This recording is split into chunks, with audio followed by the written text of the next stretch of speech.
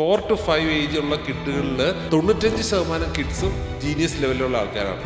പക്ഷെ അവർ എഡ്യൂക്കേഷൻ സിസ്റ്റത്തിലൂടെ കടന്നുപോയി ഒരു 20 വയസ്സാകുമ്പോഴത്തേക്കും ജീനിയസ് ലെവലിലുള്ള ആൾക്കാർ 2% മാത്രമാണ്. നമ്മുടെ കുട്ടികൾ കുസൃതി കാണിക്കുന്നതിന് വേണ്ടിയാണ് നമ്മൾ അവരെ ശ്രദ്ധിക്കണം. കുട്ടികൾക്ക് അവരുടെ ഒരു പ്രതിസന്ധി സമയത്ത് അവരൊറ്റയ്ക്കാണ് എന്നുള്ള ഒരു ഫീലിംഗ് അവർക്ക് ഉണ്ടാകുന്നത്. പരീക്ഷയ്ക്ക് വേണ്ടി മാത്രമല്ല പഠിക്കേണ്ടത്, ഇത് നല്ല മനുഷ്യനാവാൻ വേണ്ടിയാണ് പഠിക്കേണ്ടത്. കാരണം ഉത്തരങ്ങൾ എല്ലാവരുടെയും കയ്യിലുണ്ട്, പക്ഷെ ചോദ്യങ്ങളാണ് ആൾക്കാരുടെ ഇല്ലാത്തത്. അപ്പോൾ ഇങ്ങനെയാണ് നമ്മൾ കുട്ടികളുടെ ക്രിയേറ്റിവിറ്റി നശിപ്പിക്കുന്നത്. നല്ല ചോദ്യങ്ങൾ ചോദിക്കുന്ന കുട്ടികളാണ് നമ്മുടെ ഇന്നത്തെ വിദ്യാഭ്യാസ സമ്പ്രദായത്തിന് വേണം. അപ്പോൾ പണമല്ല algorithms know you better than you know yourself. Digitally no പറയാൻ സാധിക്കണം. ശരിക്കും പറഞ്ഞാൽ happiness is not a destination, it is a journey എന്ന് പറയും. ഇപ്പം നമ്മൾ ജെൻ ആൽഫ കിഡ്സിൻ്റെ കാര്യം എടുക്കുകയാണെങ്കിൽ മറ്റ് ജനറേഷനെ അപേക്ഷിച്ച് അവരെ കമ്പയർ ചെയ്യുകയാണെങ്കിൽ ഒരുപാട് ക്വസ്റ്റ്യൻസ് കൂടുതലാണ്, ഡൗട്ട്സ് ഒരുപാടധികം കൂടുതലാണ്. സത്യം പറഞ്ഞാൽ അവർ കണ്ടുകൊണ്ടിരിക്കുന്നുണ്ട്. ഇപ്പം യൂട്യൂബിലാണെങ്കിലും മറ്റ് പ്ലാറ്റ്ഫോമിലാണെങ്കിലും ഒരുപാട് വീഡിയോസ് ഒക്കെ അവർ കണ്ടുകൊണ്ടിരിക്കുന്നുണ്ട്. ചിലപ്പോൾ നമ്മൾക്കറിയാത്ത കാര്യങ്ങളൊക്കെ ആയിരിക്കും അവർ പറഞ്ഞു തരുന്നത്. അപ്പം എല്ലാത്തിലും എന്തുകൊണ്ടാണ് ഇങ്ങനെ സംശയങ്ങൾ വരുന്നത്, ഒരുപാട് ചോദ്യങ്ങൾ ചോദിക്കുന്നുണ്ടാവുന്നത്? അത് ബേസിക്കലി അവരൊരു ക്യൂരിയോസിറ്റി ബേസ്ഡ് ആയിട്ടുള്ള ഒരു ജനറേഷനാണ്. അപ്പോൾ അവർ എപ്പോഴും അവരെ എക്സ്പോസ്ഡ് ആവുന്ന കാര്യങ്ങൾ ഒരുപാട് കൂടുതലാണ്. അതുകൊണ്ടാണ് അവർക്ക് ഈ ക്യൂരിയോസിറ്റി. പക്ഷേ ഈ പറഞ്ഞ നമ്മുടെ ടീച്ചേഴ്സിൻ്റെ ജനറേഷനിൽ അവർ പഠിച്ചു വന്ന ആ ഒരു സാഹചര്യം എന്ന് പറയുന്നത് അധ്യാപകൻ പറയും, നമ്മൾ കേൾക്കും. കാരണം അത് ഒരു എന്താണ് പെർസ്പെക്റ്റീവ് ഷിഫ്റ്റ് തന്നെയാണ്. കാരണം അന്ന് കുട്ടികൾക്ക് ആകെയുള്ള ഒരു ഇൻഫർമേഷൻ സോഴ്സ് എന്ന് പറയുന്നത് ടീച്ചേഴ്സ് പറയുന്നതാണ്, പിന്നെ ബുക്സും. പക്ഷേ ഇന്ന് കുട്ടികൾക്ക് അതല്ല, ഒരുപാട് സോഴ്സസ് ഉണ്ട്. അപ്പോൾ അധ്യാപകനൊരു കാര്യം പറയുമ്പോൾ കുട്ടി പറയും, ഞാൻ ഇങ്ങനൊരു വീഡിയോയിൽ കണ്ടിട്ടുണ്ടല്ലോ, അല്ലെങ്കിൽ ഇന്ന സ്ഥലത്ത് പോയപ്പോൾ ഞാനത് കണ്ടിട്ടുണ്ടല്ലോ എന്ന് ചോദിക്കാനുള്ള എക്സ്പോഷർ കുട്ടികൾക്ക് ഇന്നുണ്ട്. അപ്പോൾ അതുകൊണ്ടാണ് കുട്ടികൾ കൂടുതൽ ചോദ്യങ്ങൾ ചോദിക്കുന്നതായിട്ട് നമുക്ക് തോന്നുന്നത്. പിന്നെ ബേസിക്കലി ക്വസ്റ്റ്യൻസ് ചോദിക്കുക എന്ന് പറയുന്നത് എഡ്യൂക്കേഷൻ്റെ ക്വാളിറ്റി എൻഹാൻസ് ചെയ്യാനായിട്ടുള്ള ഒരു വലിയ ഒരു കാര്യമാണ്.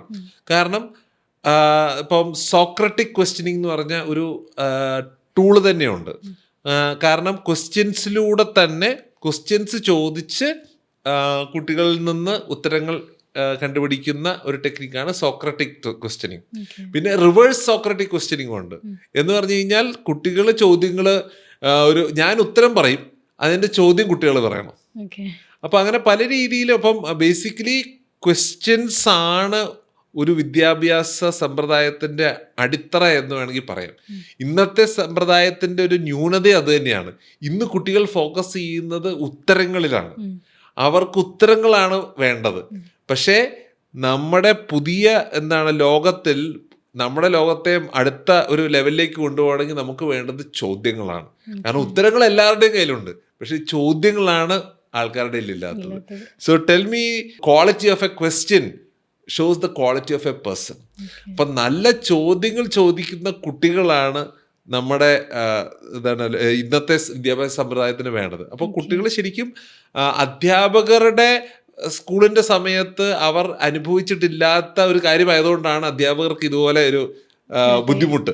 പക്ഷേ ആ ഒരു ഷിഫ്റ്റ് സംഭവിച്ചുകൊണ്ടിരിക്കുകയാണ്. അത് പറയുന്നത് സേജ് ഓൺ സ്റ്റേജ്, അതായിരുന്നു പണ്ടത്തെ അധ്യാപകർ. എന്ന് പറഞ്ഞു കഴിഞ്ഞാൽ സ്റ്റേജിൽ വന്ന് നമ്മുടെ ഇൻഫർമേഷൻ കൊടുക്കുന്ന ഒരു ആള് ആയിരുന്നു അധ്യാപകർ. പക്ഷെ ഇപ്പോൾ ഗൈഡ് ഓൺ ദ സൈഡ് എന്ന് പറഞ്ഞാൽ നമ്മളറിയാവുന്നതിനേക്കാൾ ഒരുപാട് കാര്യങ്ങൾ അവർക്ക് അറിയാം. അപ്പോൾ അവരുടെ ലേണിംഗ് ഫെസിലിറ്റേറ്റ് ചെയ്യുക എന്നുള്ള ഉദ്ദേശം മാത്രമാണ്, ഒരു റോളാണ് കൂടുതലും അധ്യാപകർക്ക് ഉള്ളത്. അപ്പോൾ ആ ഒരു ഷിഫ്റ്റ് നമ്മൾ ഉൾക്കൊണ്ട് കഴിഞ്ഞ് കഴിഞ്ഞാൽ ഈ കുട്ടികളുടെ ഈ ചോദ്യങ്ങൾ നമുക്ക് വളരെയധികം എൻകറേജ് ചെയ്യാനും അത് നമുക്ക് ഡെവലപ്പ് ചെയ്തെടുക്കാനും പറ്റും. പിന്നെ ഒരു പ്രശ്നം എന്ന് പറഞ്ഞു കഴിഞ്ഞാൽ ടീച്ചേഴ്സ് എപ്പോഴും ഒരു മുൻവിധിയോടെയാണ് പല ചോദ്യങ്ങളും എടുക്കുന്നത്. അതുകൊണ്ട് തന്നെയാണ് അവർക്ക് അത് ഉൾക്കൊള്ളാൻ ബുദ്ധിമുട്ടുള്ളത്. ഞാൻ കേട്ടിട്ടുള്ളൊരു വളരെ ഇൻട്രസ്റ്റിംഗ് ആയിട്ടൊരു സ്റ്റോറിയാണ്. ഒരു മാത്സ് ടീച്ചർ അവർ സെക്കൻഡ് സ്റ്റാൻഡേർഡിലെ കുട്ടികളോട് ചോദ്യങ്ങൾ ചോദിക്കുകയാണ്. അപ്പോൾ ഒരു കുട്ടിയോട് ചോദിച്ചു, ഞാൻ നിനക്ക് ഒരു ആപ്പിൾ തന്നു, ഒരു ആപ്പിളും കൂടി തന്നു, ഒരു ആപ്പിളും കൂടി തന്നു, ഇപ്പം നിൻ്റെ എത്ര ആപ്പിളുണ്ടെന്ന് ചോദിച്ചു. അപ്പോൾ അവൻ പറഞ്ഞു 4 ആപ്പിൾ. അപ്പോൾ ടീച്ചർക്ക് ഒരു സംശയം വന്നു. ടീച്ചർ ഒന്നും കൂടി വളരെ പതുക്കെ അവൻ്റെ അടുത്ത് പറഞ്ഞു, ഞാൻ നിനക്ക് ഒരു ആപ്പിൾ തരുന്നു, പിന്നെ ഒരു ആപ്പിളും കൂടി തരുന്നു, പിന്നെ ഒരു ആപ്പിളും കൂടി തരുന്നു. ഇപ്പം നിൻ്റെ കയ്യിൽ എത്ര ആപ്പിളുണ്ട്? അപ്പം അവൻ പറഞ്ഞു 4. ടീച്ചർക്ക് ആകെപ്പാടെ ടെൻഷനായി. അപ്പോൾ ടീച്ചർക്കൊരു കാര്യം അറിയാമായിരുന്നു, ഇവന് സ്ട്രോബെറി ഇഷ്ടമാണ്. അപ്പോൾ ടീച്ചർ ആപ്പിൾ മാറ്റി സ്ട്രോബെറി ആക്കി. ഞാൻ നിനക്ക് ഒരു സ്ട്രോബെറി തരുന്നു, ഒരു സ്ട്രോബെറി കൂടി തരുന്നു, ഒരു സ്ട്രോബെറി കൂടി തരുന്നു. ഇപ്പം നിൻ്റെ കയ്യിൽ എത്ര സ്ട്രോബെറി ഉണ്ട്? 3 സ്ട്രോബെറി. ആ മിടുക്കൻ. ആ എന്നാൽ പിന്നെ ഞാൻ ഒന്നുകൂടി ചോദിക്കാം, ഞാൻ നിനക്ക് ഒരു ആപ്പിൾ തരുന്നു, ഒരു ആപ്പിളും കൂടി തരുന്നു, ഒരു ആപ്പിൾ കൂടി തരുന്നു. നിൻ്റെ കയ്യിൽ ഇപ്പം എത്ര ആപ്പിളുണ്ട്? 4 ആപ്പിൾ. ഇപ്പോൾ ടീച്ചർക്ക് ഭയങ്കര ദേഷ്യം വന്നു. അതെങ്ങനെയാണ് ശരിയാവുന്നേ? 3 ആപ്പിളല്ലേ ഉള്ളൂ. അതല്ല ടീച്ചറെ, എൻ്റെ ബാഗിൽ വേറെ ആപ്പിളും കൂടി ഉണ്ട്. അപ്പോൾ നമ്മൾ വേണ്ട ഉത്തരമാണ് കുട്ടികളിൽ നിന്ന് ആഗ്രഹിക്കുന്നത്. പക്ഷേ നമുക്കറിയാത്ത കോണ്ടെക്സ്റ്റിൽ അവർക്കറിയാവുന്ന കാര്യങ്ങളെ നമ്മൾ ഇഗ്നോർ ചെയ്യാണ്. ഇതുപോലെ തന്നെ ഒരു റിയൽ ആയിട്ട് നടന്നൊരു സ്റ്റോറിയാണ്. ഒരു ക്ലാസ്സിലെ ഇംഗ്ലീഷ് അധ്യാപകൻ വന്ന് അവിടെ ഒരു കുട്ടിയോട് ചോദിച്ചു, ഒരു ഉഴപ്പനുണ്ട്. അപ്പോൾ അവൻ ഉഴപ്പനോട് ചോദിച്ചു, നമുക്ക് എത്ര കിഡ്നി ഉണ്ട് എന്ന് ചോദിച്ചു. അപ്പോൾ അവൻ പറഞ്ഞു 4. അപ്പോൾ അധ്യാപകൻ അവനെ കളിയാക്കാനായിട്ട് പറഞ്ഞു, ഈ ക്ലാസ്സിലൊരു കഴുതയുണ്ട്, അവന് കുറച്ച് പുല്ല് ചെത്തിക്കൊണ്ട് വരാൻ ഒരു കുട്ടിയോട് പറഞ്ഞു. അപ്പോൾ ആ പയ്യൻ പറഞ്ഞു, ആ അങ്ങനെയാണെങ്കിൽ ആ കൂടെ എനിക്കൊരു ചായയും എന്ന് പറഞ്ഞു. അപ്പോൾ അധ്യാപകന് കൂടുതൽ ദേഷ്യം വന്നു. അപ്പോൾ അധ്യാപകൻ അവനോട് ഇറങ്ങിപ്പോടാന്ന് പറഞ്ഞു. അപ്പോൾ അവൻ ഇറങ്ങിപ്പോകുന്ന വഴിക്ക് അധ്യാപകനെ നോക്കി പറഞ്ഞു, സാറ് ചോദിച്ചത് നമുക്ക് എത്ര കിട്ടിയുണ്ടെന്നാണ്, അത് പ്ലൂറലാണ്. അപ്പോഴാണ് ഞാൻ ഉത്തരം പറഞ്ഞത് നമുക്ക് 2 പേർക്കും കൂടി 4. നിനക്കെത്ര കിഡ്നി ഉണ്ടെന്ന് ചോദിച്ചിരുന്നെങ്കിൽ ഞാൻ 2 എന്ന് പറഞ്ഞേനെ. സാറിൻ്റെ പുല്ല് എൻജോയ് ചെയ്തോളൂ എന്ന് പറഞ്ഞിട്ട് അവൻ ഇറങ്ങിപ്പോയത്. അതാണ് പിന്നെ ബ്രസീലിലെ വളരെ ഫേമസ് ആയിട്ടുള്ള ഒരു ഹ്യൂമറിസ്റ്റ് ആയിട്ട് മാറിയത്. അപ്പോൾ ചോദ്യങ്ങൾ ചോദിക്കാനായിട്ട് അനുവദിക്കുന്നതാണ് ശരിക്കും പറഞ്ഞാൽ കുട്ടികൾക്ക് ആ ഒരു എന്താണ് ക്ലാസ് റൂമിൽ കിട്ടുന്ന വലിയൊരു പ്രിവിലേജ് എന്ന് പറയുന്നത്. അത് ഇല്ലാതെ പോകുമ്പോൾ സംഭവിക്കുന്നത് നമ്മുടെ കുട്ടികളുടെ ക്രിയേറ്റിവിറ്റി നശിക്കപ്പെടുകയും ചെയ്യുന്നത്. അത് കെൻ റോബിൻസൺ എന്ന് പറഞ്ഞ വേൾഡ് ഫേമസ് ആയിട്ടുള്ള ഒരു എഡ്യൂക്കേഷണലിസ്റ്റ് ഉണ്ട്. അപ്പം അദ്ദേഹത്തിൻ്റെയാണ് ലോകത്തിലെ ഏറ്റവും കൂടുതൽ ആൾക്കാർ കണ്ട ഒരു Ted talk. Do school skill creativity എന്നുള്ളതാണ് ടെഡ് ടോക്ക് ഉണ്ട്. അപ്പം അദ്ദേഹം പറഞ്ഞ മെയിൻ കാര്യം എന്ന് പറയുന്നത് creativity is as important as literacy. Literacy പോലെ തന്നെ ഇമ്പോർട്ടൻ്റ് ആയിട്ടുള്ള കാര്യമാണ് ക്രിയേറ്റിവിറ്റി. അപ്പം അതിനകത്ത് അദ്ദേഹം പറയുന്നൊരു കഥയുണ്ട്. ഒരു കുട്ടി ഒരു ക്ലാസ്സിൽ ഒരു ടീച്ചർ കുട്ടികളോട് പടം വരയ്ക്കാൻ പറഞ്ഞു. അപ്പോൾ കുട്ടികൾ പടം വരച്ചുകൊണ്ടിരിക്കുകയാണ്. അപ്പോൾ ഒരു ടീച്ചർ അടുത്ത് ചെന്ന് നോക്കിയപ്പോൾ നീ എന്താ വരയ്ക്കുന്നതെന്ന് ചോദിച്ചു.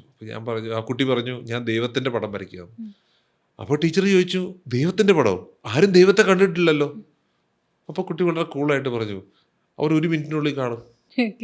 അപ്പോൾ കുട്ടികൾക്ക് വളരെ കോൺഫിഡൻ്റ് ആയിട്ട് അവർക്ക് ഒരുപാട് കാര്യങ്ങൾ ചെയ്യാൻ പറ്റും.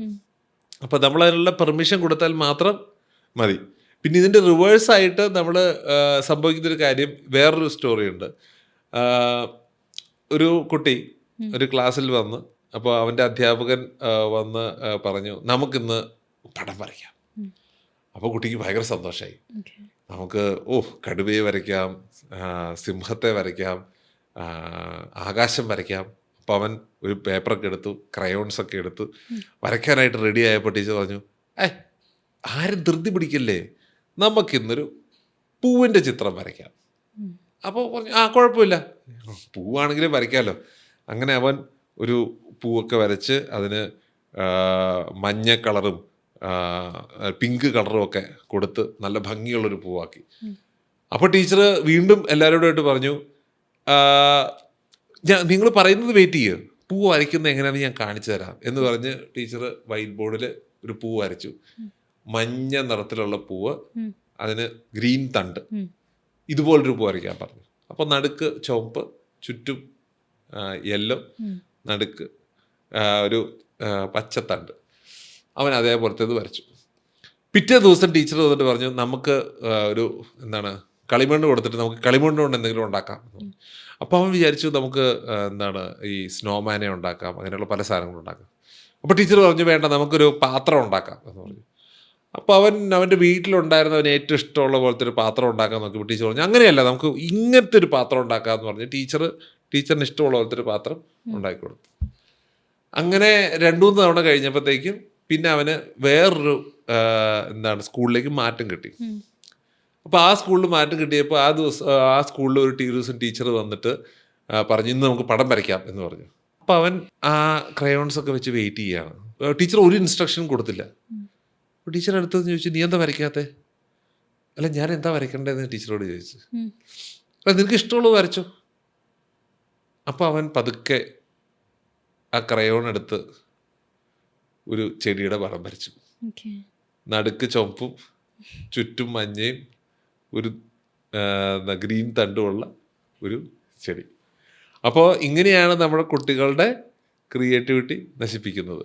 അപ്പോൾ നമ്മൾ ഒരു ചോദ്യം ചോദിക്കാനുള്ള അവസരങ്ങളില്ലാതെ, എക്സ്പ്ലോർ ചെയ്യാനുള്ള ക്രിയേറ്റിവിറ്റി കൊണ്ടുവരാനുള്ള അവസരങ്ങളില്ലാതെ വരുമ്പോൾ കുട്ടികൾ ആ ഒരു അവരുടെ ക്രിയേറ്റിവിറ്റി നശിപ്പിക്കുകയും, അത് ഒരു സ്റ്റഡി തന്നെയുണ്ട്.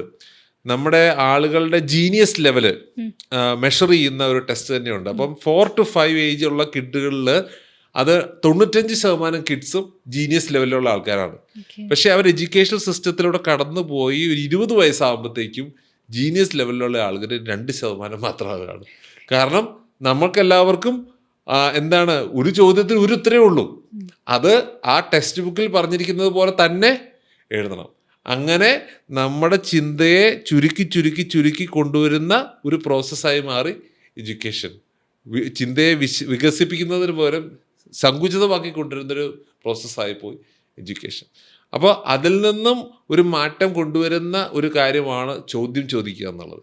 അപ്പോൾ ജെൻ ആൽഫ ചോദ്യം ചോദിക്കുന്നത് നല്ലൊരു കാര്യമാണ്. അവർ ചോദ്യം ചോദിക്കട്ടെ.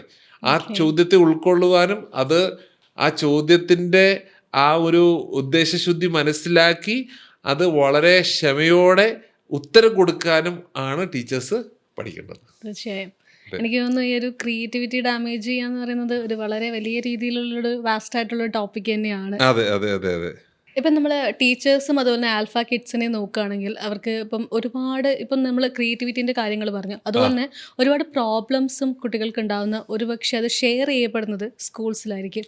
സ്കൂൾസിലെ ടീച്ചേഴ്സിൻ്റെ ഇടയിൽ അല്ലെങ്കിൽ ഫ്രണ്ട്സിൻ്റെ ഇടയിൽ ഒക്കെ ആയിരിക്കും. അപ്പം ടീച്ചേഴ്സിന് ശരിക്കും അതിൽ വലിയൊരു റോളുണ്ട്. അവരുടെ ഇമോഷണൽ സപ്പോർട്ടിന് ഉണ്ടാവുക എന്നുള്ളത് ഒരു വലിയ റോളുണ്ട്. അപ്പോൾ എത്രത്തോളമായിരിക്കും ആ ഒരു ഇമോഷണൽ സപ്പോർട്ട് ടീച്ചേഴ്സിന് കൊടുക്കാൻ പറ്റുന്നത്? അതെ, എന്ന് പറഞ്ഞു കഴിഞ്ഞാൽ നമ്മുടെ കുട്ടികൾക്ക് ഏറ്റവും കൂടുതലായിട്ട് വേണ്ടത് ഒരു ഇമോഷണൽ ആങ്കർ ആണ്.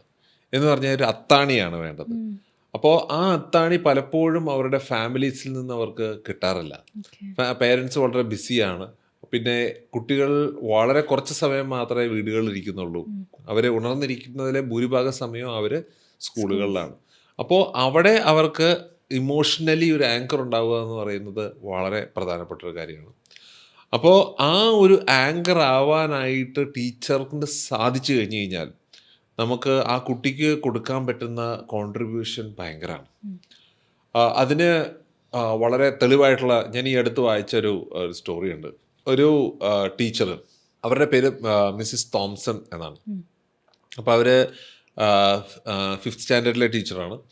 അപ്പോൾ അവർ ക്ലാസ്സിൽ വന്നപ്പോൾ അവരുടെ ഒരു നോർമൽ റൂട്ടീനാണ്. ക്ലാസ്സിൽ വരുമ്പോൾ എല്ലാ കുട്ടികളെയും നോക്കി പറയും, ഐ ലവ് യു ഓൾ.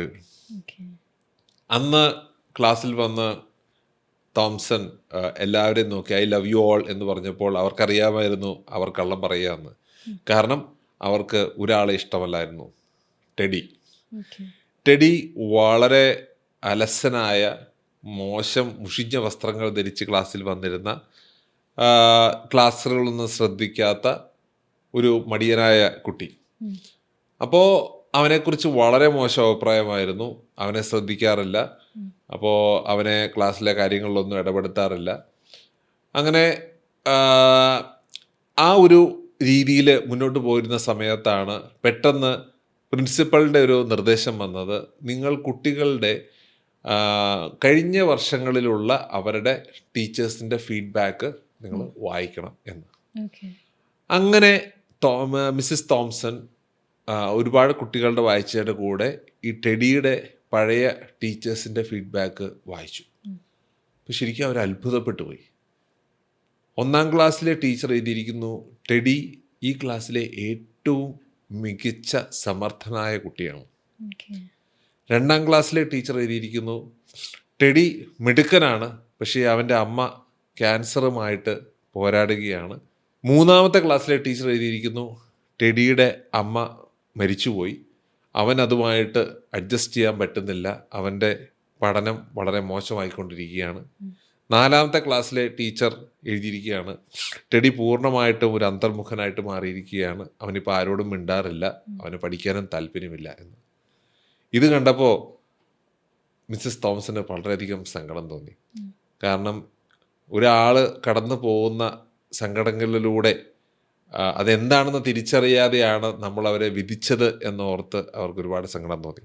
പിറ്റേ ദിവസവും അവർ ക്ലാസ്സിൽ വന്ന് നിങ്ങളെ എല്ലാവരെയും ഐ ലവ് യു ഓൾ എന്ന് പറഞ്ഞപ്പോൾ അവർ കള്ളം പറയായിരുന്നു എന്ന് അവർക്ക് അറിയായിരുന്നു. കാരണം അവരുടെ എല്ലാ സ്നേഹവും ടെഡിയുടെ നേരെയായിരുന്നു. പിന്നെയുള്ള അവരുടെ എല്ലാ ശ്രമങ്ങളും ടെഡിയെ ആ ഒരു വിഷമത്തിൽ നിന്നും പുറത്തു കൊണ്ടുവരാനായിരുന്നു. അവനോട് ചോദ്യങ്ങൾ ചോദിക്കും, അവനെ എല്ലാ ആക്ടിവിറ്റീസിലും ഉൾപ്പെടുത്തും, അവനെ എല്ലാ കാര്യങ്ങളിലും മുന്നിലേക്ക് കൊണ്ടുവരും. അങ്ങനെ അവരുടെ ജന്മദിനം വന്നു, ടീച്ചറിൻ്റെ ജന്മദിനം. അപ്പോൾ എല്ലാ കുട്ടികളും എന്തെങ്കിലുമൊക്കെ ഗിഫ്റ്റുകൾ ടീച്ചറിന് വേണ്ടി കൊണ്ടുവന്നു, നല്ല ഗിഫ്റ്റ് കവറിലൊക്കെ ആയിട്ട്. അപ്പോൾ അവരെല്ലാം അത് കൊണ്ടുപോയി ഫ്രണ്ടിലെ ഡെസ്കിൽ വെച്ചു. അപ്പോൾ അതിൻ്റെ ഇടയിൽ അവർ ശ്രദ്ധിച്ചൊരു കാര്യം, ചെറിയൊരു മുഷിഞ്ഞ ഒരു ന്യൂസ് പേപ്പർ കടലാസ് കണ്ടു.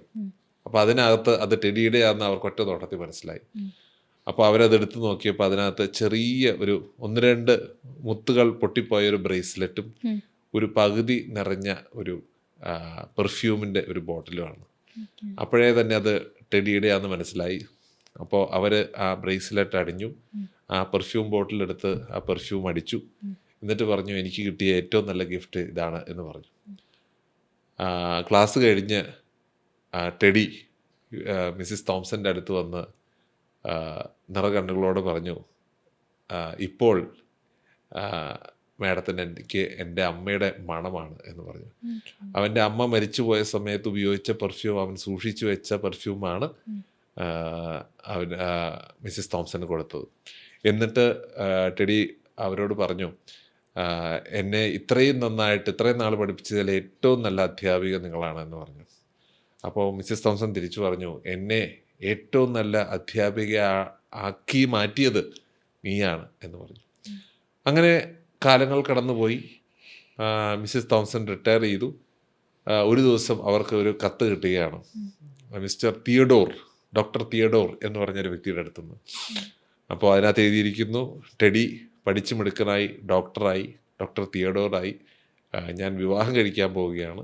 അപ്പോൾ എൻ്റെ വിവാഹത്തിന് മാഡം വരണം, ഞാൻ അതിനുള്ള ഫ്ലൈറ്റ് ടിക്കറ്റ് ഇതിൻ്റെ കൂടെ അറ്റാച്ച് ചെയ്തിട്ടുണ്ട് എന്ന് പറഞ്ഞു. അപ്പോൾ അവർ അതിന് പോകാൻ തീരുമാനിച്ചു. ആ ദിവസം അവർ സൂക്ഷിച്ചു വെച്ചിരുന്ന ആ ബ്രേസ്ലെറ്റും അവർ ഉണ്ടായിരുന്ന പെർഫ്യൂമും അടിച്ച് കല്യാണത്തിന് പോയി. അപ്പോൾ കല്യാണത്തിൽ ഏറ്റവും മുൻനിരയിൽ ഓരോരുത്തർക്കുമുള്ള സീറ്റ് വെച്ചിരുന്നു. അതിനകത്ത് മദർ എന്നൊരു സീറ്റിൽ ആ സീറ്റ് മാത്രം ഒഴിച്ചിട്ടിരുന്നു. അപ്പോൾ ടീച്ചർ വന്നപ്പോൾ ടെഡി അവിടുന്ന് ടീച്ചറിനെ വാതിലിൽ നിന്ന് തന്നെ അനയിച്ച് കൊണ്ടുവന്ന് ആ മദർ എന്ന് പറഞ്ഞ സീറ്റിലിരുത്തി. കല്യാണം ആ ടീച്ചർ അവിടെ നിന്ന് കണ്ടു, അവരെ അനുഗ്രഹിച്ചു, അവരുടെ കൂടെ നിന്ന് ഫോട്ടോ എടുത്തു. അപ്പോൾ ടീച്ചർ അവിടെ നിന്ന് പറഞ്ഞത്, ടെഡിയോട് പറഞ്ഞത് ഇങ്ങനെയാണ്, നീയാണ് എന്നെ ഒരു വലിയ പാഠം പഠിപ്പിച്ചത്. ഓരോ ടീച്ചറും ഒരു ടീച്ചർ മാത്രമല്ല, ഓരോ കുട്ടിയുടെ ഒരു അമ്മയുമായി മാറണം എന്ന് നീ എന്നെ പഠിപ്പിച്ചത് ഞാനിപ്പോഴും ഓർക്കുന്നു എന്ന് ടീച്ചർ പറഞ്ഞു. അപ്പോൾ ഓരോ ടീച്ചർക്കും ഉള്ളൊരു വലിയ സന്ദേശമാണിത്. നമ്മുടെ എല്ലാവരുടെയും ക്ലാസ്സിൽ ഒരു ടെഡി ഉണ്ടാവും. അവർ നമ്മളറിയാത്ത ഒരു പ്രതിസന്ധിയിലൂടെ കടന്നു പോകുന്ന കുട്ടികളായിരിക്കും. ആ പ്രതിസന്ധി അവരെ കുറുമ്പന്മാരാക്കുന്നുണ്ടാവും, അവരെ ക്ലാസ്സിലെ ബാക്ക് ബെഞ്ചേഴ്സ് ആക്കുന്നുണ്ടാവും, അവരെ ക്ലാസ്സിലെ ഉഴപ്പന്മാരാക്കുന്നുണ്ടാവും. പക്ഷേ അവരാരാണ് എന്നുള്ളതല്ല, എന്തുകൊണ്ട് അവരങ്ങനെ ആയി എന്നുള്ളതിനെക്കുറിച്ച് അവരെ മനസ്സിലാക്കാൻ ഒരു എഫേർട്ട് എടുത്തു കഴിഞ്ഞാൽ തീർച്ചയായിട്ടും നമുക്ക് നമ്മുടെ ടീച്ചേഴ്സിന് ആ ഒരു ഇമോഷണൽ ആങ്കർ ആവാനായിട്ട് സാധിക്കും. അതാണ് കുട്ടികൾ ടീച്ചേഴ്സിൽ നിന്നും ഏറ്റവും കൂടുതൽ പ്രതീക്ഷിക്കുന്നത്. എന്ന് പറഞ്ഞു കഴിഞ്ഞാൽ മനസ്സിലാക്കപ്പെടാനുള്ള ഒരു അവസരം അവർക്ക് കൊടുക്കുക എന്നുള്ളത്. കാരണം നമ്മുടെ കുട്ടികളെല്ലാവരും അവർക്ക് വേണ്ടത് ശ്രദ്ധയാണ്. നമ്മുടെ കുട്ടികൾ കുസൃതി കാണിക്കുന്നതിന് വേണ്ടിയാണ്, നമ്മൾ അവരെ ശ്രദ്ധിക്കണം. അപ്പോൾ ഒരു അടി കൊടുത്താൽ പോലും അടിയാണെങ്കിൽ അവന് കൊടുക്കുന്ന ശ്രദ്ധയാണ്, അതിനു വേണ്ടിയാണ്. വഴക്കാണെങ്കിൽ അവന് കൊടുക്കുന്ന ശ്രദ്ധയാണ്, അതിനു വേണ്ടിയാണ് അവൻ കഷ്ടപ്പെടുന്നത്. അപ്പോൾ അവന് വേണ്ടുന്ന ആ ഒരു വൈകാരികമായ സപ്പോർട്ട് ടീച്ചേഴ്സിന് കൊടുക്കാൻ പറ്റിയാൽ അത് ടീച്ചേഴ്സിൻ്റെ ഭാഗത്തു നിന്നുള്ളൊരു വലിയൊരു കോൺട്രിബ്യൂഷൻ ആയിരിക്കും തീർച്ചയായിട്ടും.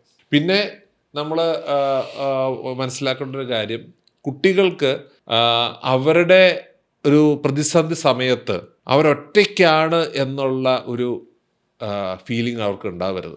ഇപ്പോൾ പല സിറ്റുവേഷൻസിലും കുട്ടികൾ പല കാര്യങ്ങളും ചെയ്യുന്നത് അവർക്ക് പേരൻസിനോട് പറയാൻ പേടിയാണ്, ടീച്ചേഴ്സിനോട് പറയാൻ പേടിയാണ്, ഫ്രണ്ട്സിനോട് പറയാൻ പേടിയാണ്. അവർക്ക് ഒരു ഇമോഷണൽ ആങ്കർ ഇല്ല, അവർക്ക് ഒരു അത്താണിയില്ല, അവർക്ക് റിലേ ചെയ്യാൻ ആരുമില്ല എന്നുള്ളതാണ്. അപ്പം നമ്മളെല്ലാം അവരുടെ ശക്തി കേന്ദ്രങ്ങളാണ് എന്നുള്ള ഒരു ബോധ്യം അവർക്ക് ഉണ്ടാക്കി കൊടുക്കാൻ നമുക്ക് സാധിക്കും. അത് ഒരിക്കലൊരു അച്ഛനും മകളും കൂടി ഒരു പാതയിലൂടെ നടന്നു പോകുമായിരുന്നു. അപ്പോൾ അവിടെ പാതയിലൊരു ചെറിയൊരു ചെടി വീണ് കിടക്കുന്നുണ്ടായിരുന്നു. അപ്പം മോളോട് പറഞ്ഞു അതൊന്ന് മാറ്റിയിടാൻ പറഞ്ഞു, ഒരു മരത്തിൻ്റെ കഷ്ണം. അപ്പോൾ മോള് പറഞ്ഞു അത് ഭയങ്കര വലുതാണ്, അത് ബുദ്ധിമുട്ടാണെന്ന് പറഞ്ഞു. അപ്പം അച്ഛൻ പറഞ്ഞു നീ ഒന്ന് ശ്രമിച്ചു നോക്ക്. അപ്പോൾ മോളത് എടുക്കാൻ നോക്കിയിട്ട് അച്ഛനെ നോക്കി പറഞ്ഞു അത് പറ്റൂല എന്ന് പറഞ്ഞു. അപ്പം അച്ഛൻ പറഞ്ഞു നീ നിൻ്റെ സർവ്വശക്തിയും എടുത്ത് ശ്രമിച്ചു നോക്ക്. മകള് അത് ശ്രമിച്ചു നോക്കിയിട്ട് പറഞ്ഞു പറ്റില്ല എന്ന് പറഞ്ഞു. അപ്പോൾ പിന്നെ അച്ഛനും കൂടി പോയി അത് രണ്ടുപേരും കൂടി അത് മാറ്റിയിട്ടു. എന്നിട്ട് അച്ഛൻ മോളോട് പറഞ്ഞു നീ ഞാൻ പറഞ്ഞത് ശ്രദ്ധിച്ച് കേട്ടോ, നിന്നോട് ഞാൻ പറഞ്ഞത് നിൻ്റെ സർവ്വശക്തിയും എടുത്ത് അത് മാറ്റിയിടാനാണ്. നിൻ്റെ സർവ്വശക്തിയിൽ ഞാനും കൂടി ഉൾപ്പെട്ടിട്ടുണ്ട് എന്നുള്ളത് നീ ഓർക്കേണ്ടതാണ്. അപ്പോൾ ഒരു സിറ്റുവേഷനിൽ എന്നെക്കൊണ്ട് ഇത് സാധിക്കില്ല എന്ന് പറയുമ്പോൾ, ഞാനെന്ന് പറയുമ്പോൾ എൻ്റെ അച്ഛനും അമ്മയും അധ്യാപകരും ഒക്കെ അതിനകത്ത് ഉണ്ട് എന്നുള്ള ബോധ്യം കുട്ടിക്ക് കൊണ്ടുവരാനായിട്ട് നമുക്ക് സാധിക്കണം. എൻ്റെ ശക്തി എന്ന് പറയുന്നത് ഞാൻ മാത്രമല്ല, എൻ്റെ ചുറ്റുമുള്ള എൻ്റെ ആൾക്കാരും കൂടിയാണ് എന്നുള്ള ബോധ്യം കുട്ടിക്ക് നമ്മൾ കൊടുക്കാൻ സാധിക്കണം. തീർച്ചയായും അങ്ങനെ നല്ലൊരു അധ്യാപകരാവാൻ എല്ലാവർക്കും കഴിയട്ടെ അല്ലേ? അതെ, തീർച്ചയായിട്ടും. അതെ. ഇപ്പം ഇന്നത്തെ കുട്ടികളുടെ കാര്യം എടുക്കുകയാണെങ്കിൽ, നമ്മൾ സ്റ്റഡീസിലേക്ക് നോക്കുകയാണെങ്കിൽ അവർ തീർച്ചയായും പഠിച്ചുകൊണ്ടിരിക്കുന്നത് പരീക്ഷ എന്ന എക്സാം എന്ന രീതിയിൽ മാത്രം കോൺസെൻട്രേറ്റ് ചെയ്തിട്ടാണ്. അത് ഈ എക്സാമിന് ശേഷം പിന്നീട് അത് എത്രത്തോളം തലയിൽ ഫീഡ് ചെയ്ത് നിൽക്കും എന്നുള്ളത് വേറൊരു ചോദ്യമാണ്. അപ്പോൾ ശരിക്കും നമ്മൾ പഠനം എങ്ങനെയാണ്, ഏത് രീതിയിലാണ് വേണ്ടത്? പരീക്ഷയ്ക്ക് വേണ്ടി മാത്രമാണോ? നമ്മളെപ്പോഴും ഒരു ഹോളിസ്റ്റിക് പെർസ്പെക്റ്റീവിൽ വേണം പഠനത്തെ നമ്മൾ കാണാനായിട്ട്. നമ്മൾ എന്തിനു വേണ്ടി പഠിക്കുന്നു എന്നുള്ളത് വളരെ പ്രധാനപ്പെട്ട ഒരു കാര്യമാണ്. ഈ കുട്ടികൾക്ക് അതൊരു ഗോൾ മയോപ്പിയ എന്ന് പറഞ്ഞൊരു കോൺസെപ്റ്റ് തന്നെയുണ്ട്. എന്ന് പറഞ്ഞു കഴിഞ്ഞാൽ നമ്മൾ ഒരു ലക്ഷ്യം, പഠിക്കുന്നത് എന്തിനു വേണ്ടിയാണ് പഠിക്കുന്നത്? മാർക്കിന് വേണ്ടിയാണോ പഠിക്കുന്നത്? അതോ പരീക്ഷ പാസ്സാകാൻ വേണ്ടിയാണോ പഠിക്കുന്നത്? അതോ ഒരു ഡിഗ്രി കിട്ടാൻ വേണ്ടിയാണോ പഠിക്കുന്നത്? അതോ കാര്യങ്ങൾ മനസ്സിലാക്കാൻ വേണ്ടിയാണോ പഠിക്കുന്നത്? അതോ ജീവിതത്തിൽ അത് എവിടെ ഉപയോഗിക്കണം എന്ന് മനസ്സിലാക്കാൻ വേണ്ടിയാണ് പഠിക്കുന്നത്? ഇങ്ങനെയുള്ള ഒരുപാട് കാര്യങ്ങൾ നമ്മൾ അതിനകത്ത് ആലോചിക്കേണ്ടതുണ്ട്. അപ്പോൾ സൈക്കോളജിയിലെ വളരെ ഇമ്പോർട്ടൻ്റ് ആയിട്ടുള്ളൊരു കോൺസെപ്റ്റാണ് അറൈവൽ ഫാലസി. നമ്മളെല്ലാവരും അറൈവൽ ഫാലസിയിൽ പെട്ട് ഉഴലുന്ന ആൾക്കാരാണ്. അറൈവൽ ഫാലസി എന്ന് പറഞ്ഞു കഴിഞ്ഞാൽ നമ്മൾ ഒരു ഗോൾ സെറ്റ് ചെയ്തു, അവിടെ എത്തിക്കഴിഞ്ഞാലാണ് എനിക്ക് സന്തോഷം എന്ന് ചിന്തിക്കുന്നതാണ് അറൈവൽ ഫാലസി. എന്ന് പറഞ്ഞാൽ എനിക്കൊരു ജോലി കിട്ടിയാൽ എനിക്ക് സന്തോഷമാവും, അല്ലെങ്കിൽ എൻ്റെ കല്യാണം കഴിഞ്ഞാൽ എനിക്ക് സന്തോഷമാവും, അല്ലെങ്കിൽ എനിക്കൊരു 1 കോടി രൂപ കിട്ടിയാൽ എനിക്ക് സന്തോഷമാവും എന്ന് പറയുന്നതാണ് അറൈവൽ ഫാലസി. അപ്പോൾ നമ്മുടെ സന്തോഷത്തെ 1 or 2 ഇൻസ്റ്റൻസിലേക്ക് ചുരുക്കുന്നതാണ് അറൈവൽ ഫാലസി. പക്ഷേ നമ്മുടെ ജീവിതം നോക്കിക്കഴിഞ്ഞാൽ അവിടെ എത്തിക്കഴിഞ്ഞ് കഴിഞ്ഞാൽ പിന്നെ നമ്മുടെ അടുത്ത ലക്ഷ്യത്തിലേക്ക് നമ്മൾ പോവുകയാണ്. 1 കോടി കിട്ടിക്കഴിഞ്ഞ ആൾക്ക് 1 കോടി കിട്ടിക്കഴിഞ്ഞാൽ പിന്നെ 2 കോടിയിലേക്ക് ഉള്ള യാത്രയാണ്. അപ്പോൾ ശരിക്കും പറഞ്ഞാൽ happiness is not a destination, it is a journey എന്ന് പറയും. അപ്പോൾ ആ പ്രോസസ്സ് എൻജോയ് ചെയ്യാനായിട്ട് നമുക്ക് സാധിക്കണം. പഠിക്കുന്ന പ്രോസസ്സ് നമുക്ക് എൻജോയ് ചെയ്യാൻ പറ്റണം. അത് പരീക്ഷ പാസ്സായി കഴിഞ്ഞ് കഴിഞ്ഞാൽ പഠിച്ചത് മറന്നു പോയി കഴിഞ്ഞ് കഴിഞ്ഞാൽ പിന്നെ കാര്യമില്ലല്ലോ. അപ്പോൾ എന്തിനു വേണ്ടി പഠിക്കുന്നു എന്നുള്ളത് വളരെയധികം റെലവൻ്റ് ആയിട്ടുള്ള കാര്യമാണ്. പിന്നെ ഏതൊരു പഠനത്തിൻ്റെയും ഏതൊരു വിദ്യാഭ്യാസ സമ്പ്രദായത്തിൻ്റെയും ഔട്ട്കം എന്ന് പറയുന്നത് നല്ല മനുഷ്യരാവണം, മനുഷ്യരാക്കാൻ വേണ്ടി കുട്ടികളെ വളർത്തണം, കുട്ടികൾ പഠിക്കണം എന്നുള്ളതാണ്. അത് ഈ നാസി കോൺസെൻട്രേഷൻ ക്യാമ്പിൽ നിന്ന് കിട്ടിയൊരു ലെറ്ററുണ്ട്. ആ ലെറ്റർ അഭിസംബോധന ചെയ്തിരിക്കുന്നത് ടീച്ചേഴ്സിന് വേണ്ടിയിട്ടാണ്. അപ്പം അതിനകത്ത് എഴുതിയിരിക്കുന്നത്, ഡിയർ ടീച്ചേഴ്സ്, ഞാൻ നാസി കോൺസെൻട്രേഷൻ ക്യാമ്പിൽ കണ്ടത് ആരും കാണാൻ പാടില്ലാത്ത കാഴ്ചകളാണ്. വളരെ പ്രഗത്ഭരായ എൻജിനീയേഴ്സ് നിർമ്മിച്ച ഗ്യാസ് ചേമ്പറുകൾ,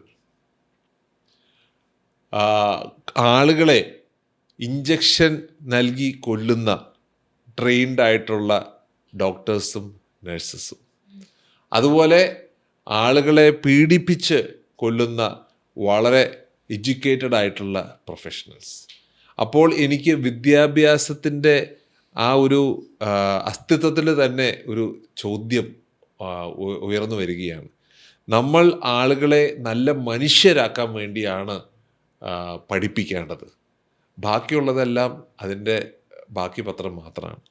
അപ്പോൾ നമ്മൾ പഠിപ്പിക്കുന്നത് ഒരിക്കലും ഒരു പരീക്ഷ പാസ്സാവാനോ അല്ലെങ്കിൽ ഈ പറഞ്ഞ ഓരോ മൈൽ സ്റ്റോൺസ് അച്ചീവ് ചെയ്യാനോ മാത്രമാവരുത്.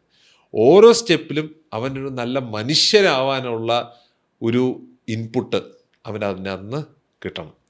ഈ അടുത്ത് ഞാൻ വായിച്ചൊരു വളരെ ഇൻട്രസ്റ്റിംഗ് ആയിട്ടൊരു ബുക്കാണ് സാഹിൽ ബ്ലൂം.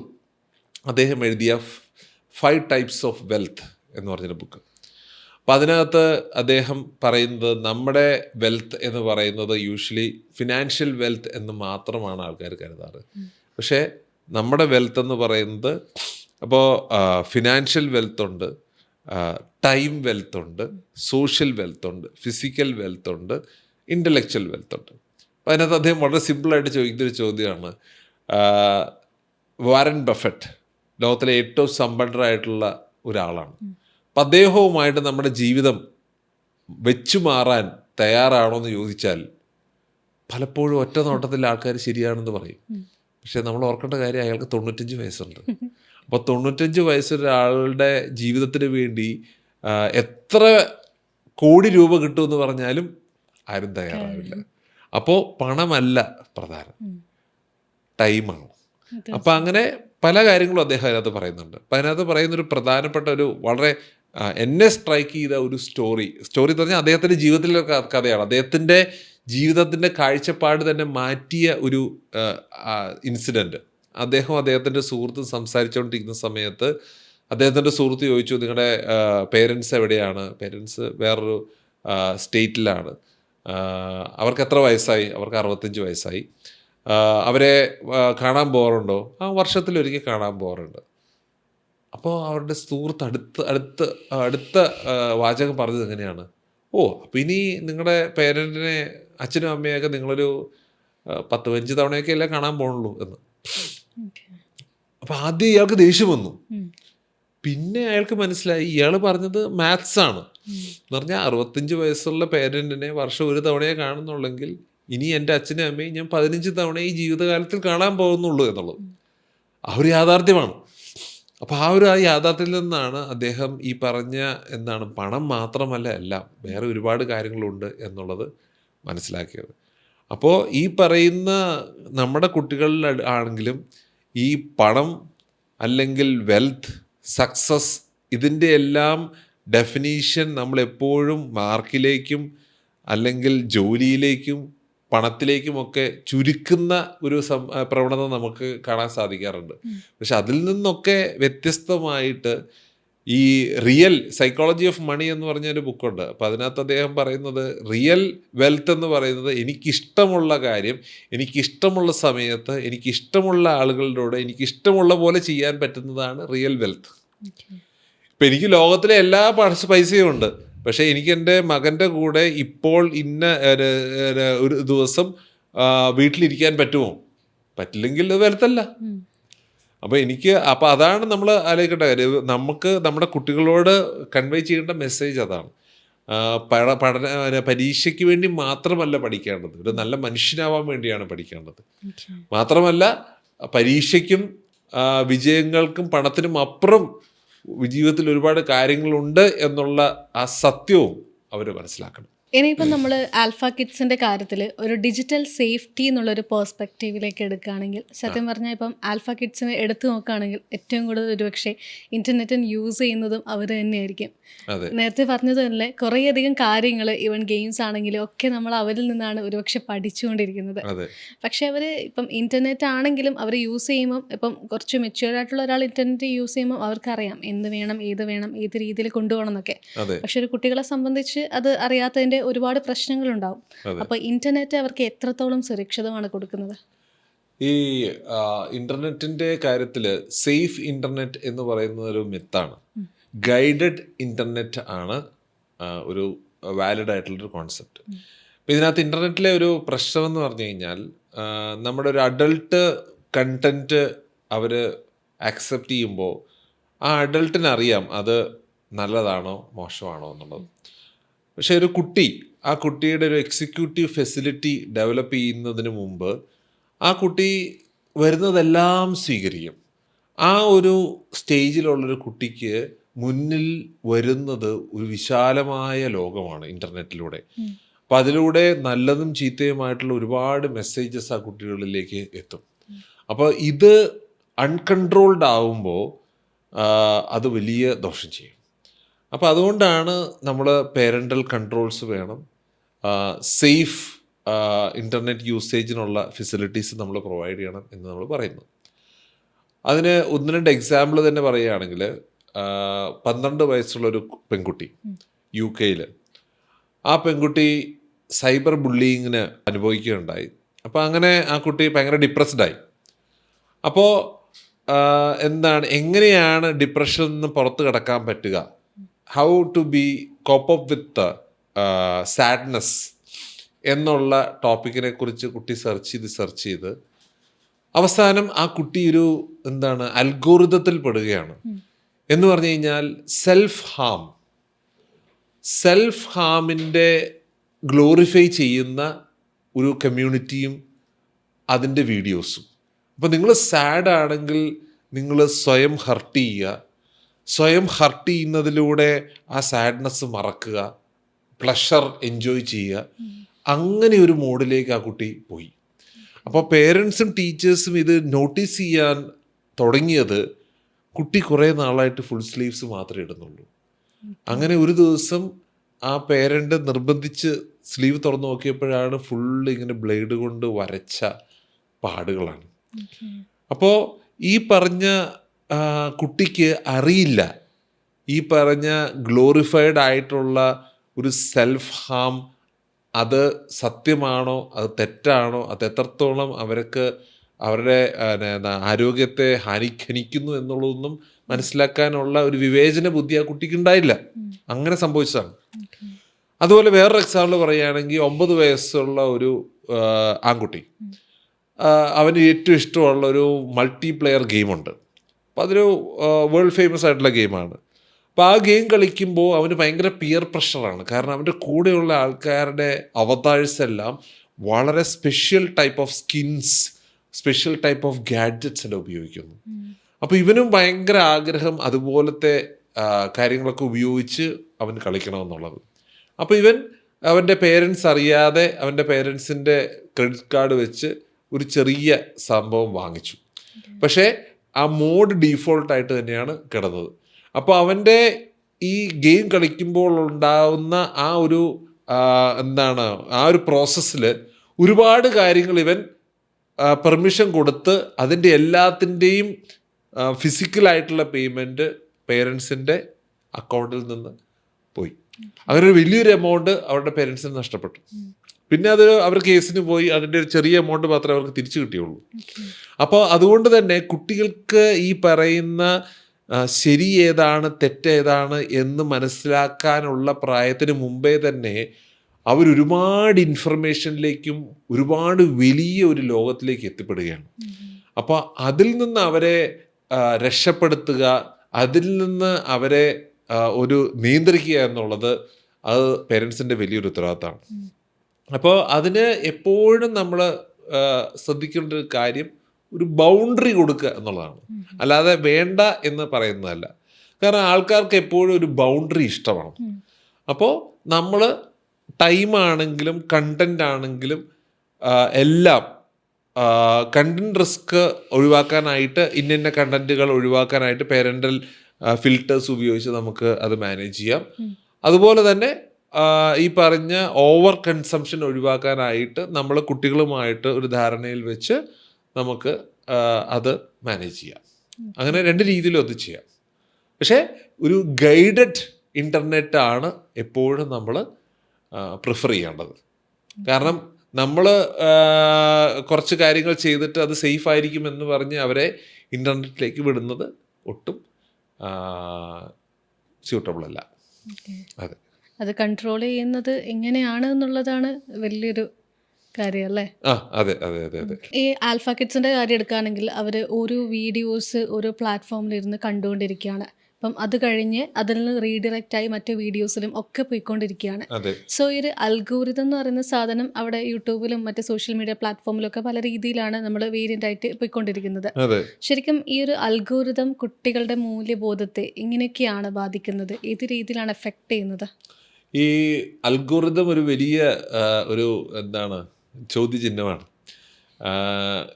ഞാൻ ഈ അടുത്ത് വായിച്ചൊരു ലേഖനത്തിൽ നെറ്റ്ഫ്ലിക്സിനെ കുറിച്ച് പറയുന്നുണ്ട്. നെറ്റ്ഫ്ലിക്സിൻ്റെ ഒരു ഡാറ്റ സയൻറ്റിസ്റ്റ് പറഞ്ഞത്, algorithms know you better than you know yourself. നമുക്ക് നമ്മളെ അറിയുന്നതിനേക്കാൾ കൂടുതൽ നമ്മുടെ അൽഗോരിതത്തിന് നമ്മളെ അറിയാം.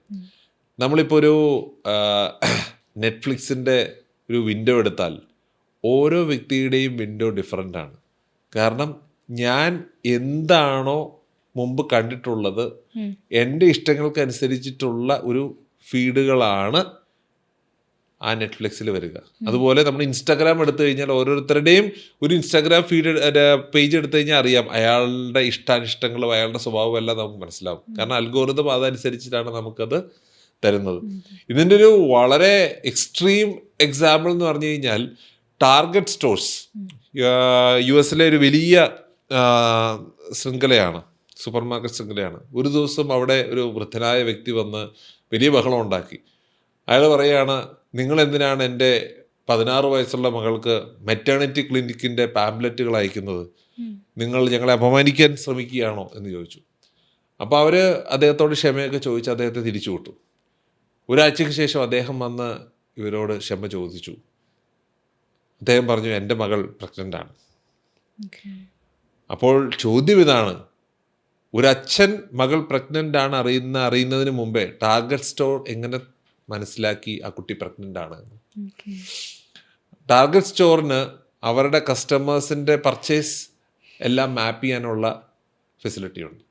അപ്പോൾ അവരുടെ ഡാറ്റാ സയൻറ്റിസ്റ്റുകൾ ഒരു 16 വയസ്സുള്ള പെൺകുട്ടി ഇന്ന സാധനങ്ങൾ ഒരു 3 മാസത്തെ ഗ്യാപ്പിൽ ഇത്ര എമൗണ്ടിൽ വാങ്ങിക്കുന്നുണ്ടെങ്കിൽ അവരുടെ സിസ്റ്റം പറയും ഇയാൾ പ്രഗ്നൻ്റ് ആണ്. അങ്ങനെ ആ സിസ്റ്റം കണ്ടുപിടിച്ചു ആ പെൺകുട്ടി പ്രഗ്നൻ്റ് ആണെന്ന്. ആ ഇൻഫർമേഷൻ അവർ വേറെ ക്ലയൻസിന് കൊടുക്കും.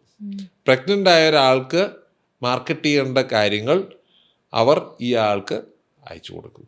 അപ്പോൾ ഇയാൾ മാരീഡ് ആണോ അല്ലയോ എന്നുള്ളത് അവർ ക്രോസ് ചെക്ക് ചെയ്യാറ് ഇല്ല. അങ്ങനെ സംഭവിച്ചിട്ടുണ്ട്. അപ്പോൾ അത്രത്തോളം അഡ്വാൻസ്ഡ് ആയിട്ടുള്ള ഒരു അൽഗോറിതമിക് വേൾഡിലാണ് നമ്മൾ ജീവിക്കുന്നത്. അപ്പോൾ നമ്മൾ കുട്ടികൾക്ക് ഈ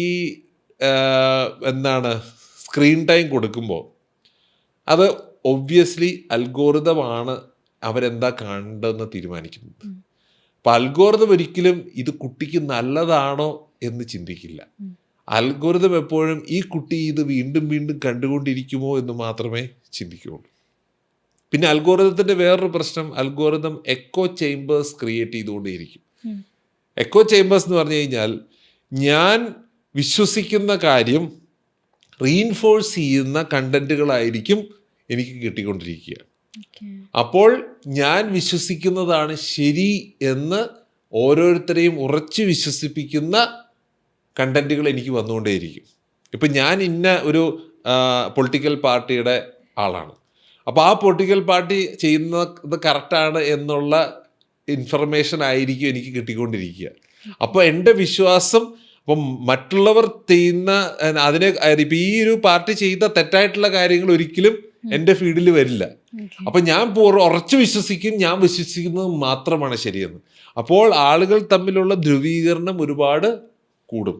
കുട്ടികളുടെ കാര്യത്തിലാണെങ്കിൽ അവൻ ഒരു കാര്യം വിശ്വസിക്കുന്നുണ്ടെങ്കിൽ അത് മാത്രമാണ് ശരി എന്നവൻ വിശ്വസിക്കും. അതൊക്കെ വലിയ അപകടം ചെയ്യുന്ന കാര്യങ്ങളാണ്. അപ്പോൾ ഞാൻ കാണുന്ന കാര്യം, ഞാൻ കേൾക്കുന്ന കാര്യമാണ് സത്യം എന്ന് ചിന്തിക്കാൻ അവനെ പ്രേരിപ്പിക്കുന്നത് ഈ അൽഗോരിതംസ് ആണ്.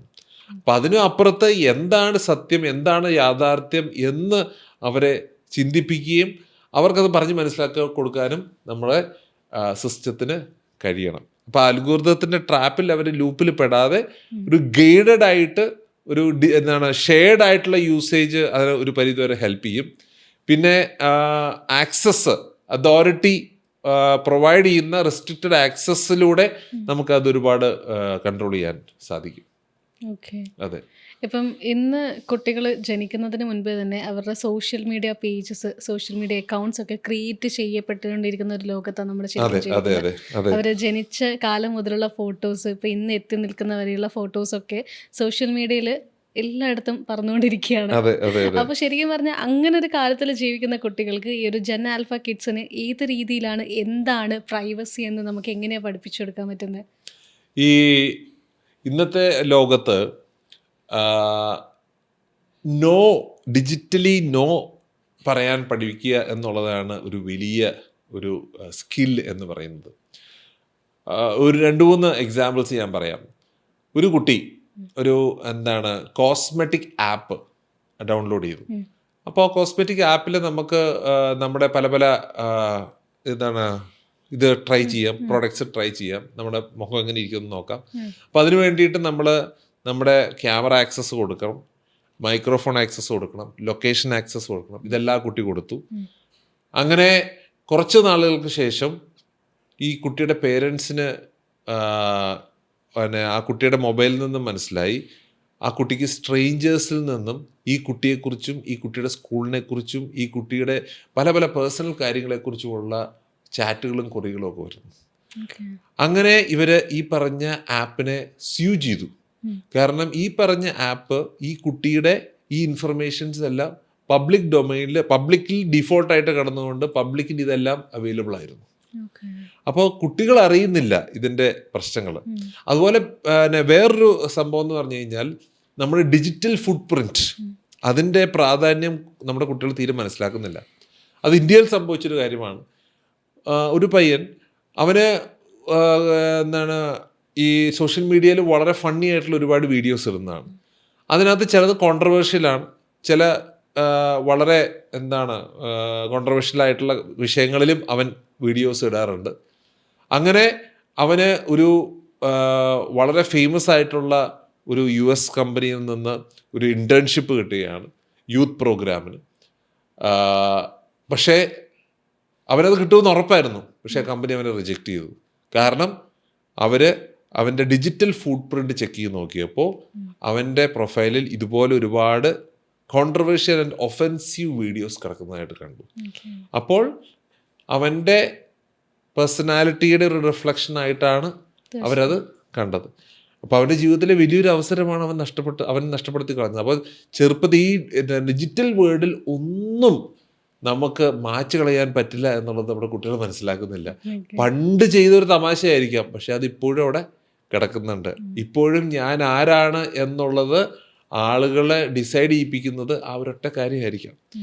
അപ്പോൾ ആ ഒരു കാര്യം വളരെയധികം ഇമ്പോർട്ടൻ്റ് ആണ്. പിന്നെ പേരൻസ് ആണെങ്കിലും നമ്മുടെ കുട്ടികളുടെ ഒരുപാട് ഇൻഫർമേഷൻ അവരുടെ പെർമിഷൻ ഇല്ലാതെ തന്നെ നമ്മൾ ഒരുപാട് ഷെയർ ചെയ്യുന്നുണ്ട്. അതുപോലെ തന്നെ ഒരുപാട് ഇംപേഴ്സോണിഫിക്കേഷൻ നടത്തി ഇപ്പം പല കുട്ടികളുടെയും ഫോട്ടോസ് എടുത്ത് അവരുടെ കുട്ടിയാണെന്ന് പറഞ്ഞ് അവരൊരു ഫേക്ക് വേൾഡ് ക്രിയേറ്റ് ചെയ്ത് ആൾക്കാരെ ചീറ്റ് ചെയ്ത ഒരുപാട് സംഭവങ്ങൾ ഉണ്ടായിട്ടുണ്ട്. അപ്പോൾ it's A very thin line. അപ്പോൾ ഡിജിറ്റലി നോ പറയാൻ സാധിക്കണം. അത് ഫിസിക്കലി തന്നെ നമ്മുടെ ബൗണ്ടറീസ് എന്തൊക്കെയാണ്, നമ്മൾ ഷെയർ ചെയ്യേണ്ടതും ഷെയർ ചെയ്യേണ്ടാത്തതുമായ കാര്യങ്ങളുണ്ട്. ഇന്നത്തെ ലോകത്ത് എന്ത് സംഭവിച്ചാലും ഷെയർ ചെയ്യണം എന്നുള്ളതാണ് ഒരു മൈൻഡ് സെറ്റ്.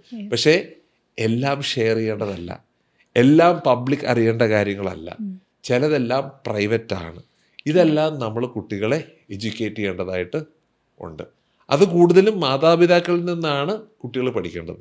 നമ്മളാണ് പറഞ്ഞു കൊടുക്കേണ്ടത് ഇന്നത് നമ്മുടേത് മാത്രമാണ്, അത് നമ്മൾ മാത്രം അറിഞ്ഞാൽ മതി എന്നുള്ളത്. അത് വളരെ പ്രധാനപ്പെട്ട ഒരു കാര്യമാണ്. തീർച്ചയായും.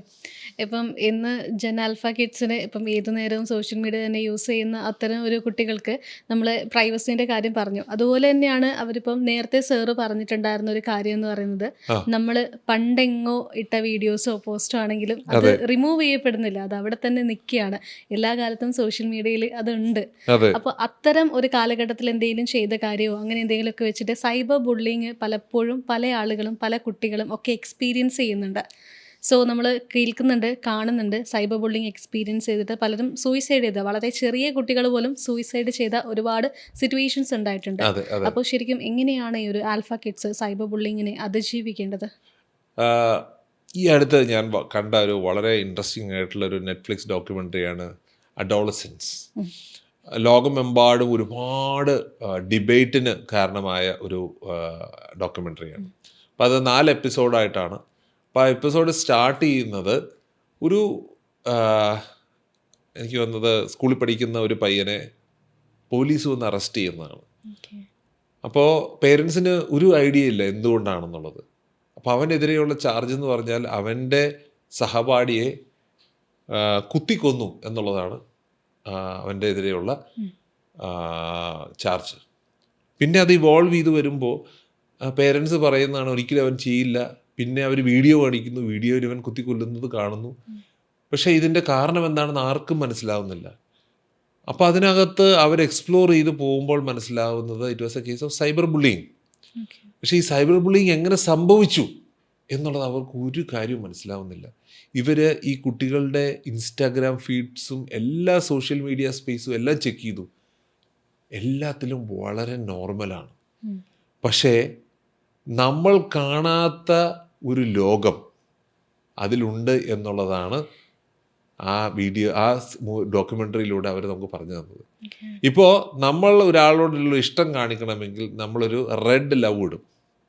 പക്ഷേ ഇൻസ്റ്റഗ്രാമിൽ യെല്ലോ ലവിനും ബ്ലാക്ക് ലവിനും വൈറ്റ് ലവിനും ഓരോരോ അർത്ഥമാണുള്ളത്.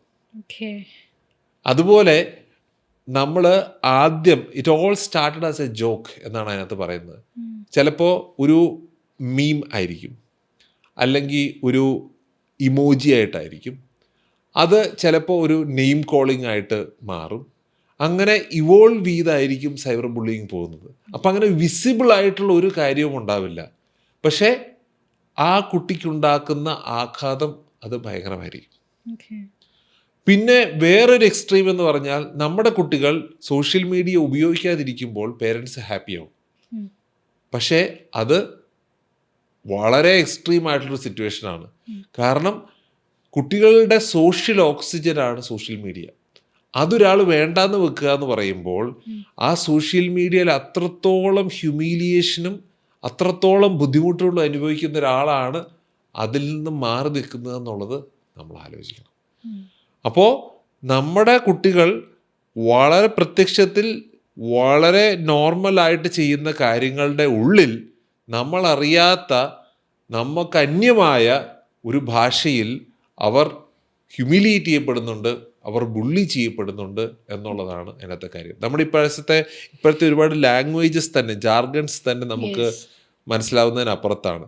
ഇപ്പോൾ ഈ അടുത്ത് ഞാൻ കേട്ട സംഭവമാണ് ഓറ ഫാമിംഗ്. ഓറ ഫാമിംഗ് എന്ന് പറഞ്ഞു കഴിഞ്ഞാൽ നമ്മൾക്ക് എല്ലാവർക്കും ഒരു ഓറയുണ്ട്. He's brilliant, he's very special, he's talented. അപ്പം നമ്മുടെ സോഷ്യൽ മീഡിയയിൽ നമ്മുടെ പോസ്റ്റുകളിലൂടെ നമ്മുടെ ഒരു പ്രത്യേക ഓറ ക്രിയേറ്റ് ചെയ്തെടുക്കുന്നതാണ് ഓറ ഫാമിംഗ്. ഇത് പറഞ്ഞത് എൻ്റെ കൂടെ ജോലി ചെയ്യുന്ന ഒരു ടീച്ചറിൻ്റെ 4ാം ക്ലാസ്സിൽ പഠിക്കുന്ന മോനാണ്. അപ്പോൾ അത്രയും കോമൺ ആയിരിക്കുകയാണ് ഈ പറഞ്ഞ ജാർഗൻസും കാര്യങ്ങളും ഒക്കെ. അപ്പോൾ നമ്മൾ വളരെയധികം ജാഗരൂകരായി ഇവരുടെ ചെയ്യുന്ന ഓരോ കാര്യങ്ങളിലും ശ്രദ്ധ കേന്ദ്രീകരിച്ച് അവരെ നമ്മുടെ കൂടെ ചേർത്ത് നിർത്തിയില്ലെങ്കിൽ വലിയ അപകടത്തിലേക്കാണ് നമ്മൾ പോകുന്നത്. അപ്പോൾ നമ്മൾ സംസാരിച്ചുകൊണ്ടിരുന്നത് ജെൻ ആൽഫ കിഡ്സിനെ കുറിച്ചാണ്. ഒരുപാട് പെർസ്പെക്റ്റീവിൽ അത് നമ്മൾ സംസാരിച്ചു. തീർച്ചയായും ജെൻ ആൽഫ കിഡ്സിനെ കുറിച്ച് പറയുകയാണെങ്കിൽ ഒരുപാട് ചോദ്യം ചോദിക്കുന്ന ഒരു തലമുറ, ഇന്റർനെറ്റ് യുഗത്തിൽ പിറന്ന ഒരു തലമുറ എന്ന് തന്നെ പറയേണ്ടിയിരിക്കുന്നു. അപ്പോൾ തീർച്ചയായും അവർ നമ്മളോടൊപ്പം ചേർക്കുന്നതിനോടൊപ്പം തന്നെ സുരക്ഷിതത്വം നൽകണം എന്ന് തന്നെയാണ് നമ്മൾ പറഞ്ഞു വെക്കുന്നത്, ശരിയായ രീതിയിലുള്ള. അതെ അതെ അതെ, കാരണം അവർക്ക് ഒരു വലിയ ലോകം അവർക്ക് വേണ്ടി കാത്തിരിക്കുന്നുണ്ട്. ആ ലോകം അടച്ചു വെക്കാതെ ആ ലോകത്തെ അവർക്ക് എക്സ്പ്ലോർ ചെയ്യാനായിട്ടുള്ള സേഫ് ആയിട്ടുള്ള ഒരു എൻവയോൺമെൻറ്റ് ക്രിയേറ്റ് ചെയ്യുക എന്നുള്ളതാണ് ഓരോ മാതാപിതാക്കൾ എന്ന നിലയിൽ നമ്മൾ ചെയ്യേണ്ടതായിട്ടുള്ള കാര്യം. അപ്പോൾ അത് ചെയ്യാൻ എല്ലാവർക്കും കഴിയട്ടെ. നമ്മുടെ കുട്ടികൾ വളരെ വളരെ ചിറക് വിടർത്തി ലോകം മൊത്തം പറക്കട്ടെ. ഞാൻ എപ്പോഴും മനസ്സിൻ്റെ വളരെ ഏറ്റവും അടുത്ത് ചിന്തിക്കുന്ന ഒരു വാചകമുണ്ട്. നമുക്ക് നമ്മുടെ മക്കൾക്ക് കൊടുക്കാൻ പറ്റുന്നത് 2 കാര്യങ്ങളാണ്, ചിറകുകളും വേരുകളും. നമ്മൾ കൊടുക്കുന്ന മൂല്യങ്ങളാണ് അവരുടെ വേരുകൾ, നമ്മൾ കൊടുക്കുന്ന പെർമിഷൻസ് ആണ് അവരുടെ ചിറകുകൾ. നമ്മുടെ പെർമിഷൻസ്, ആ ചിറകിലേറി അവർ എവിടെ പറന്നാലും നമ്മൾ കൊടുക്കുന്ന മൂല്യത്തിൻ്റെ ബലത്തിൽ അവർക്ക് തിരിച്ച് ഭൂമിയിലേക്ക് തന്നെ വരാനും നമ്മുടെ അടുത്തേക്ക് തന്നെ വരാനുമുള്ള ആ ഒരു ആഗ്രഹം ഉണ്ടാവട്ടെ എന്ന് നമുക്ക് പ്രാർത്ഥിക്കാം. തീർച്ചയായും. Thank you so much. Thank you.